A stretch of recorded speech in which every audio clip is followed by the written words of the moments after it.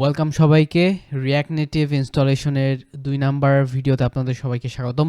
আমরা গত ভিডিওতে একটা প্রসেস ফলো করেছিলাম, সেখানে আমরা কাস্টমলি নিজে আমরা রিঅ্যাক্ট নেটিভ ইনস্টল করার পরে সেটাকে ক্লিন করেছিলাম। ক্লিন করার পরে আমরা সেখানে নেটিভ উইন্ড বা টেলউইন্ড সিএসএসকে ইনস্টল করেছিলাম। এরপরে আমাদের আরও একটা সহজ উপায় রয়েছে যেটা নেটিভ উইন্ড আমাদেরকে প্রোভাইড করে। সো যেমন মনে করেন যে টেলউইন্ড সিএসএস আমাদেরকে প্রোভাইড করতো। সো টেলউইন্ড সিএসএস এর ওয়েবসাইটে গিয়ে আমরা নেক্সট.জেএস বা ভিট ইনস্টল করতাম। সো ঠিক তেমনভাবে তারা একটা টেমপ্লেট প্রোভাইড করছে যেন আমাদেরকে এত কষ্ট না করা লাগে এবং একটা প্রজেক্ট দাঁড় করাতে পারি। সো খুবই ফাস্ট। সো আমরা আজকে সেটা দেখার চেষ্টা করব এবং খুব সহজে। আগে আমাদের তো প্রায় 15-20 মিনিট সময় লেগেছিল। সো আশা করতেছি এবার খুবই অল্প সময়ের ভিতরে হয়ে যাবে। সো প্রথমে আমরা নেটিভ উইন্ডের যে ওয়েবসাইট ল্যান্ডিং পেজ সেখানে যাব। সো এটা অ্যাকচুয়ালি ডকুমেন্টেশন এবং এরপর ইনস্টলেশনে যাব।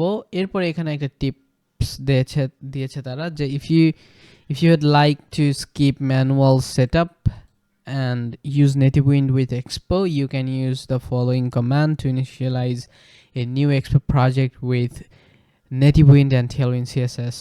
সো আমরা এটাকে কপি করলাম। কপি করার পরে আমরা এখানে পেস্ট করে দিব এবং আমাদের আর কোনো তেমন কাজ নাই। বাকি আমরা এখানে একটা ডট স্ল্যাশ দিয়ে দিব যেন আমাদের সব কিছু এই ফোল্ডারের ভিতরে ইনস্টল হয়। এটা হবে না। So okay, no problem. আমাদের এখানে সব কিছু আসবে আস্তে আস্তে, এগুলো ইনস্টল হবে। সো আমাদেরকে একটু অপেক্ষা করতে হবে এগুলো ইনস্টল হয়ে নিক, তারপরে। অলরাইট, সো আমাদের সব কিছু কমপ্লিট। এখন আমরা জাস্ট প্রজেক্টের ভিতরে যাব। প্রজেক্টের ভিতরে গিয়েছি। সো এটা কিন্তু আপনার যে ফোল্ডার ক্রিয়েট করছিলেন সেই ফোল্ডারের ভিতরে আবার ফোল্ডার। সো আপনাকে সেটার ভিতরে যেতে হবে। সো আমি এখন সেটার ভিতরে রয়েছি। এরপরে আমরা যেটা করব সেটা হচ্ছে npx expo start এবং আমরা ডেভেলপমেন্ট সার্ভারটা অন করছি। তো আমাদেরকে আবার স্ক্যান করতে হবে কিউআর কোডটা। তো আমরা স্ক্যান করছি। স্ক্যান করার সাথে সাথেই হয়ে যাচ্ছে।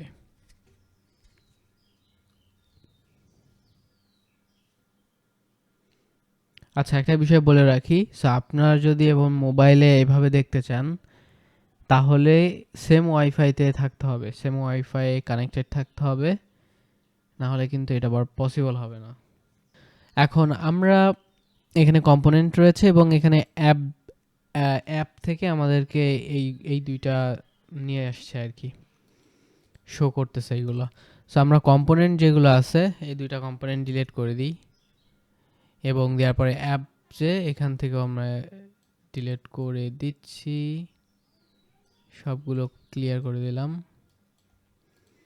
এবং এখানে আমরা যেটা করব সেটা হচ্ছে যে ভিউ নিব একটা, ভিআইইডব্লিউ। সো ভিআইইডব্লিউ ফ্রম রিঅ্যাক্ট নেটিভ এবং এটার ভিতরে আমরা আবার টেক্সট নিতে পারবো। So text from react native এবং এখানে আমরা যদি লিখি মোহাইমিন আরএন অ্যাপ, সেভ করলাম এবং সেভ করলে দেখুন এখানে আমাদের যে অ্যাপ সেটা রেডি হয়ে গিয়েছে। আমরা এখন বিল্ডিং শুরু করতে পারবো, এখানে কম্পোনেন্ট ক্রিয়েট করব। তো আমরা খুব সহজেই এভাবে একটা প্রজেক্ট ইনিশিয়েট করতে পারি নেটিভ উইন্ড দিয়ে।